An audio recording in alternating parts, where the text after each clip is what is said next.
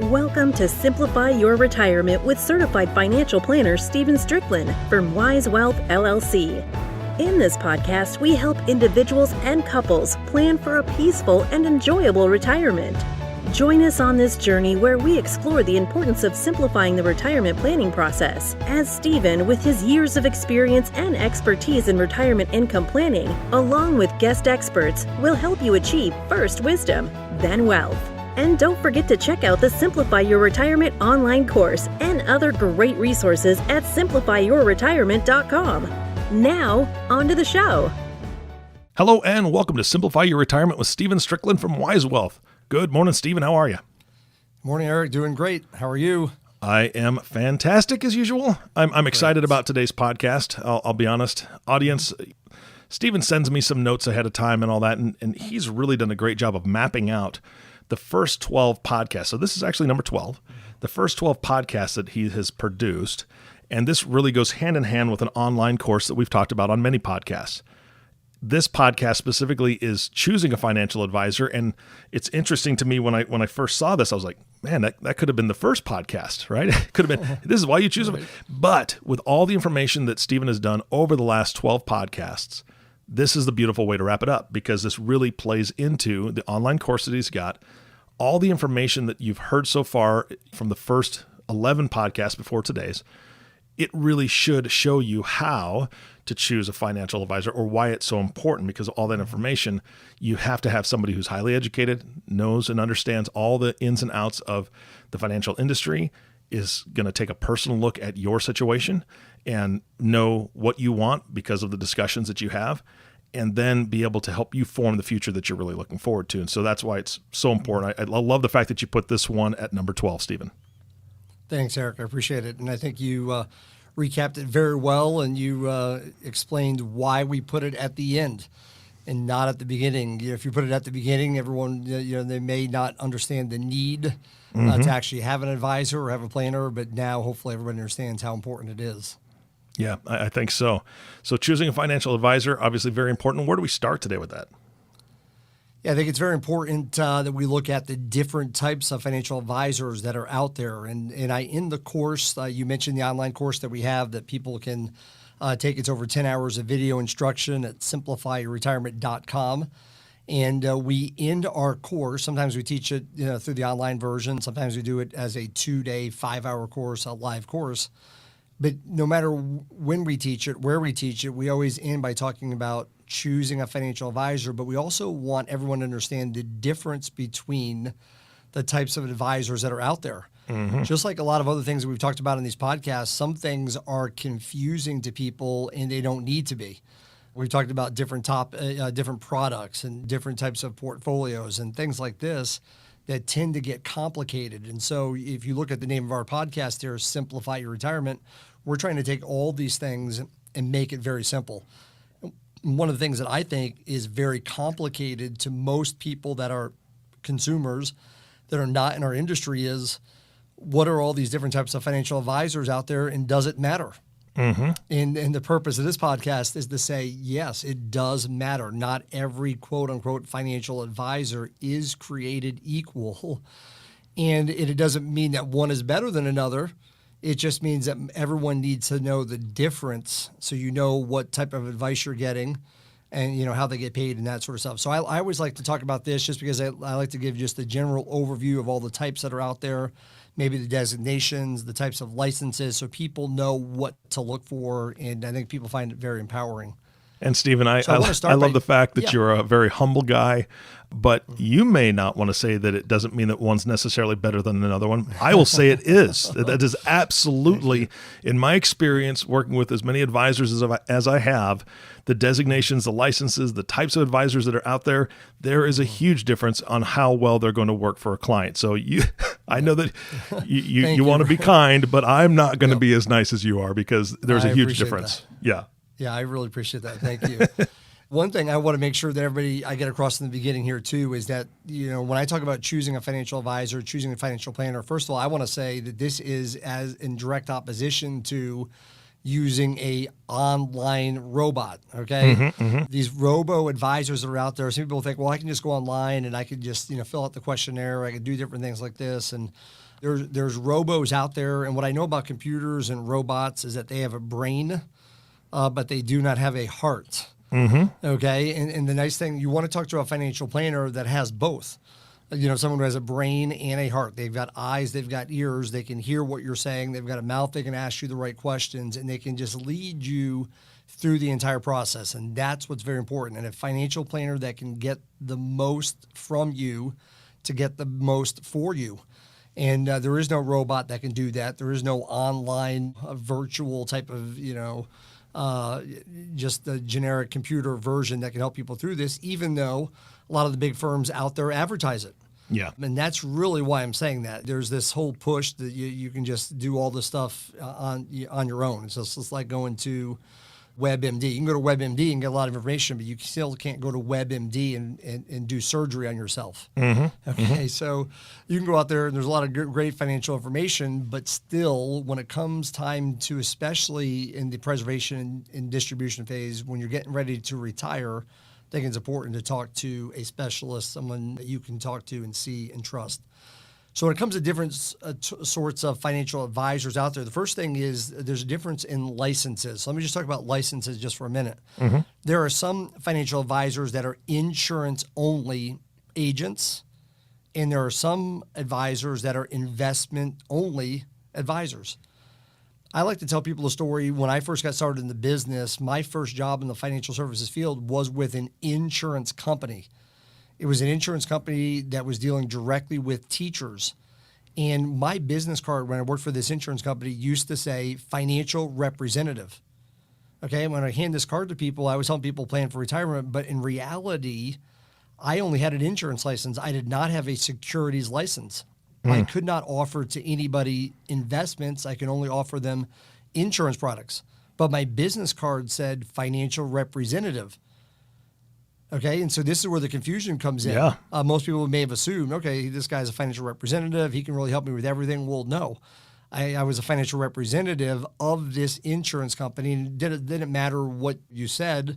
There's only a certain amount of products that I could offer to someone, which is why I quickly moved on to my next job in industry, and that was as an investment advisor in a major national brokerage firm in America. When I went there, my business card said financial advisor. Okay, and so I would talk to people and help them plan for retirement, and my business card said financial advisor, but in reality, this company didn't want me doing insurance. It was only investments. I was focused on investments, not insurance. Again, I'm talking to people and I'm realizing, okay, investments are good and they're the right thing for certain aspects, certain periods of times, and insurance is right for the other ones, which is why ultimately, after a couple of years in the industry, one time working for an insurance-only company, one time working for an investment-only company, which is why I decided to be what I call full service, which means dually licensed. I have an insurance license and an investment license, securities license. My firm that I started, we offer both insurance products and investment products. And so my point here at the beginning is to let everybody know, just because someone has a business card that says financial representative or financial advisor doesn't mean they're objective. It doesn't even mean that they're able a lot of times to offer the full range of investment options between insurance and investments like you might think they could. Okay, and a lot of times you can tell, and this is one of the hardest parts in the industry that really bothers me. Sometimes you'll listen to the radio and there'll be people on there and, they tend to focus on one product. Let's say it's an annuity person and they just think annuities. Everyone's shown an annuity. Doesn't matter what you say. You show an annuity, and investments are casinos and gambling. And you probably can guess that person is an insurance-only licensed individual. They're probably not securities licensed. But then you have securities licensed people out there, and they have their radio shows, and they have their newsletters, and they put their stuff in people's mailboxes that say, don't ever buy insurance, only buy the stock market. Stock market you can't lose, and blah, blah, blah. And insurance is a scam, and all these things. You can probably guess that they're probably not insurance licensed. They're only securities licensed. Yeah. And so one of the biggest confusing things in the industry is there's people out there who are very, very good salespeople, Okay, and they're very, very good at pushing the products that their firm recommends and really downplaying the other. And I think that's too bad. I think in the industry there is a place, and we've done it through these 12 podcasts where we talked about where does insurance fit in, where do investments fit in, and they both fit in. It just depends on what stage of life you're in, what your need is, and those sorts of things. So that's why I want to start off by saying you ought to understand the licenses that advisors have. Some people have insurance, some people have investments and securities, some people have both. And I'm just going to say it. You know what I mean? I think since if you really want objective advice, you do need to talk to someone that offers both. I agree. Insurance and investments. That's the only way you're going to get objective advice. Yeah. Yep. Absolutely. The advisor doesn't have a vested interest in one or the other. So that's one. So it's important to be aware of that. There's different types of licenses out there. Another one is there's different types of agents and advisors out there. Some are what we call a captive, and some of them are independent. So a captive agent or a captive advisor is someone really who is an employee agent or advisor of the company. What that means is their loyalty and their obligation is to the firm, not necessarily to the client. And so as a captive agent, you can only normally represent the products that firm offers or the funds that mutual fund company offers and that sort of stuff. It doesn't mean, again, that their products are bad. It doesn't mean that the people who work for these are bad people. It just means they're going to be, by nature, limited. And so there's also independent advisors and agents. All that means is that they're not limited. They can literally almost represent every single potential insurance product, every potential investment type of product. And so it's just important to be aware when you're looking for a financial advisor, a financial planner, that you look for someone who is, in my opinion, look for someone who's independent, someone who's not hindered, someone not limited. Yeah, I think, I mean, this is going to be very simplistic, but I liken it to a shoe salesman, right? If you've got a shoe salesman that sells Nike, well, great. There's a lot of different types of Nikes that they can sell, but what if somebody comes in like a nurse who is looking for a New Balance or something that is going to be better for walking all day long, that's more therapeutic for their feet? Because nurses on average, they during a 12-hour shift, I don't know if you know this, Stephen, but they walk about 5 miles. Isn't that crazy? Oh, wow. 5 miles That is crazy. in a 12. Amazing. So if you go to a Nike salesman, great, they have a lot of different shoes, but maybe they don't have the one that fits you. And I think that's right. exactly what you're saying, is that you've got to have somebody that can go from all these different types of products and or plans and say, okay, this is what's going to fit your specific needs, because they take the time to listen to you. And if you've got somebody who's captive, I don't think that can happen. That's a great analogy, a really good one that just explains, the importance of going to someone who has all the options available to them. That way they can find the best one for you, and they can be objective and literally do what's in your best interest. So I like that one. It's a good one. So there's different licenses out there. There's different types of advisors. So then there's different standards in the industry. One thing I will say is that the standards in the industry are getting better for the clients and better for the consumers. Basically, there's two types of standards that are out there. There's one called a suitability standard, and one is called a fiduciary standard. The suitability standard is the one that most broker-dealers have adhered to for a long time, and that is basically you just have to make sure that the recommendations you're giving to a client is something that matches their risk tolerance, their age, their risk profile. And that's it. As long as it's something that is suitable for that person at that age, it doesn't matter what the recommendation is. It doesn't matter if it's in the advisor's or the agent's best interest or the client's best interest. All that matters is that it is an appropriate investment for a person's age and risk tolerance. Whereas a fiduciary takes that to another level, and a fiduciary's obligation is to say, not only does the product or the investment or the insurance recommendation the right thing for this client based on their age and risk profile, but it's also, of all the products that I could show them, this one is actually in their best interest. So it's really called, best interest. It's really a fiduciary standard is basically acting on the client's best interest behalf. And so it's important to understand that not every person who claims to be a financial advisor is a fiduciary. There's a lot of advisors that their only standard is to do what is suitable. And again, it doesn't mean that the person whose obligation is to do what is suitable is not acting as a fiduciary. They certainly could be a good person that always wants to do the right thing. It's just that they're not obligated to do so. And so if fiduciary has a obligation to make sure that the advice that they're giving, the recommendations they're providing are in the best interest of the client. And so obviously I would just say to everybody, listening to the podcast, you want to work with someone who is a fiduciary just to ensure that you're getting advice that is in your best interest. Yep. If you're working with a registered investment advisor firm, they're going to be a fiduciary. If you're dealing with a certified financial planner, they're going to act as a fiduciary. And so it's just important, again, that most people they may assume everyone's doing this, and it's just important to understand in the industry there's a difference in our obligations. Another one that I think is important for people to understand is that how do financial advisors get paid? Mm-hmm. And I don't think it's a surprise to anybody that financial advisors do get paid. Oh, yeah. So I don't think it's a surprise to anybody listening to the podcast today that financial advisors actually do get paid. But I think what's confusing to some people is how are they getting paid? And so generally speaking, financial advisors, whether it's insurance or investments, are going to get paid in one of a couple ways. One is they're going to get paid commissions. Another way they could get paid is by fees. Okay. And so if someone is a commission-based person, that means that, if they offer you a set of mutual funds or investments, they're going to let you know that once you put the money in here and we buy these funds, it's going to be X percentage right off the top. And that's what we're going to get paid. You should always know what that is, because that's going to come right out of your pocket. Some commissions are paid from insurance companies. So, for example, if someone bought a life insurance policy or someone bought an annuity contract, sometimes the insurance company will pay the advisor or the agent, and that's fine. It's not coming out of your pocket. So everyone either gets paid by commission.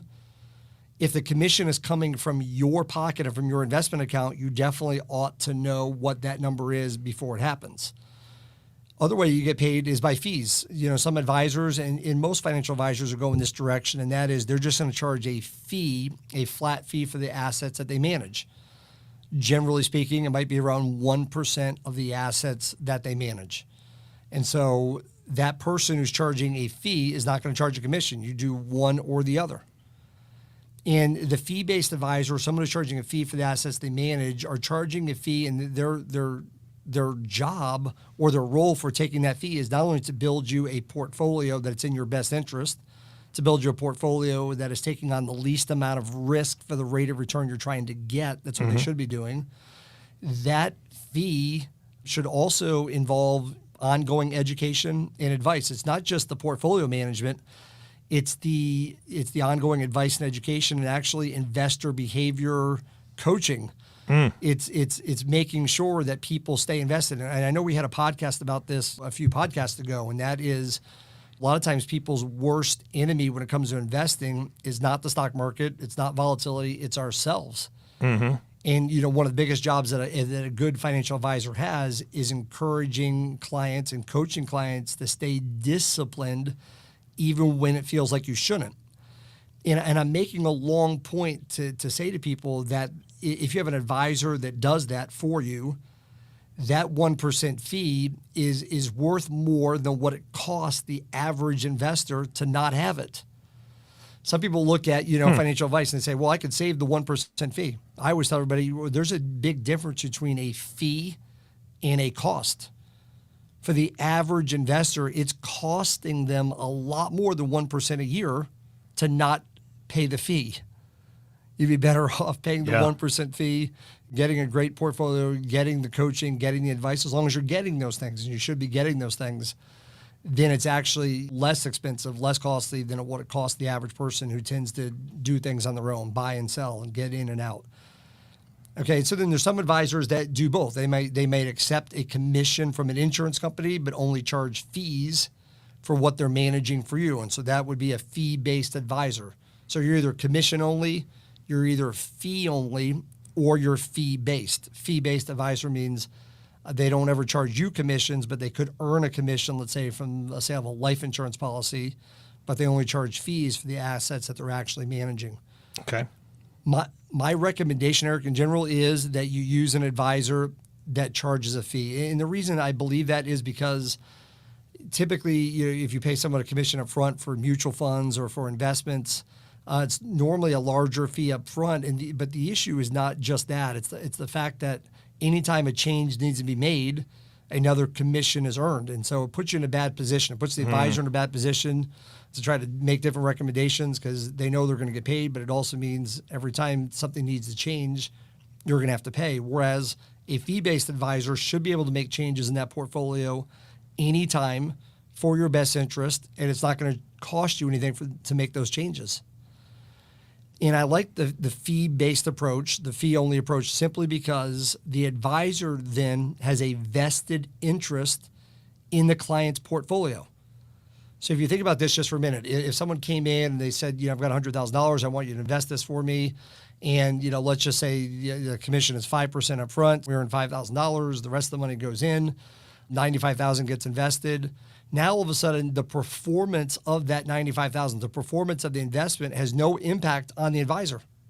True. The advisor already got paid, okay? And he actually got paid almost 5 years in advance. If the average advisor charges 1% a year, it would take him 5 years to get 5%. That's one thing. But the other thing is, once you get the advice, you hope it's good advice. We all hope it's going to work, but it really has no impact on the person that just got the commission. Mm-hmm. Whereas the fee-based advisor, if he's charging or she's charging 1% per year, first of all, it takes an entire year to get that 1%. Second of all, they're eating their own cooking, which just means that they have a vested interest in that portfolio. They ought to believe in that portfolio. That's how they're going to get paid. If that portfolio performs well, they're going to get paid more. If it performs poorly, they're going to get paid less. And that's really the way that it should be. Yeah, I agree. You want an advisor that's sitting on the same side of the table. Yeah, absolutely. So that's important. These are all things that a lot of people, I think, are afraid to ask. They really don't know, and they just think that everyone's the same. But we've already looked at not everyone's the same. There's different licenses. There's different types of advisors, captive versus independent. There are different standards, suitability versus fiduciary, and there's different ways advisors get paid, commissions or fees or fee-based. And then finally, there's just different designations that are out there. There are a lot of great ones. And I'm just going to put a plug in right now for the Certified Financial Planner designation. And I think it's a very, very important designation. And I know a lot of consumers, a lot of people look at people's initials after their name, and the assumption is they're all the same, or really doesn't make a big difference. But I would just say that the Certified Financial Planner designation in the financial industry as an advisor is one of the most esteemed ones. It's one of the more difficult ones to get. There is an exam requirement. There is an ethics requirement. There's an education requirement and an experience requirement. So you can't just graduate from high school and become a certified financial planner. You have to have a bachelor's degree to become a certified financial planner. You have to have a certain number of years of experience. You have to have ongoing education. You have to maintain certain ethics. And a certified financial planner in and of itself means that they are a fiduciary. So all things being equal, I recommend, since there is such a thing, people should talk to a certified financial planner. That being said, I know that there's a lot of great financial advisors that are out there that are not certified financial planners, but they're still acting like one. They're trying to do the right thing. They are educated. They are experienced. They maybe have not taken the exam yet or something like that. But I just think that people need to know that there's a big difference between the designations and what a CFP stands for. And that's one that I would look for if I'm looking for financial advice. Yeah, I would echo that 100%. For the listeners, I think Stephen and I have talked about Investopedia before. It is an educational website. It has nothing to do with Stephen, has nothing to do with me or the podcast. It truly is an independent site, but their role is to kind of educate investors, educate people that of what the different terminology is out there. And if you look up CFP on that site, there's actually a great article from this year, February of 2020, why your financial advisor should be a CFP. And then it really kind of tells you about what the CFP is. It also says something very interesting. There's over 100 designations available for financial professionals. Over 100 certifications. Amazing. I know. That's crazy to me. And the thing is like the article says, the CFP kind of rises to the top. It's in my opinion, my own opinion, it is the best designation that a financial planner can have because it is so robust. It is so difficult to get, and it holds them to a higher standard. So check that out. Don't take our word for it. Do your own research, but I think it's up there.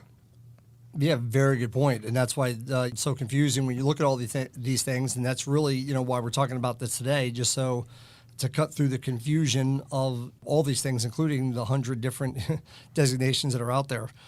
Very important. I appreciate you mentioning that. Yeah. And then I'll just let everybody know, obviously our firm, if you have a firm that's, run by a certified financial planner, that works too, because then everything that goes through that person's firm is going to be run through that same, matrix. Wise Wealth, which is the name of the firm that I started here. We certainly are, as people are thinking about the podcast, I'll let you know what we are. We are independent. We are full service. We're not owned by any insurance or investment companies. We can do insurance and investments. We're not captive. We're independent. We are a fiduciary. We are fee-based. And I'm a certified financial planner. So I just like the people to know, where are you in regards to all those things we just talked about? And that's what we are here at Wise Wealth. And not every firm is that. And I think it's important. And I would just say to everybody here listening to this podcast, from a personal standpoint, I can let you know that when I decided to start our firm called Wise Wealth, I did all these things on purpose. I've been in the industry. I've seen what other people do. I've heard what other people do. I was some of these things in the past. And so when I had an opportunity to start my own firm, I said, what's important? And these were the things that were extremely important to me: being independent, offering insurance and investments, being a fiduciary, and being fee-based. Mm-hmm. So none of those things were by accident.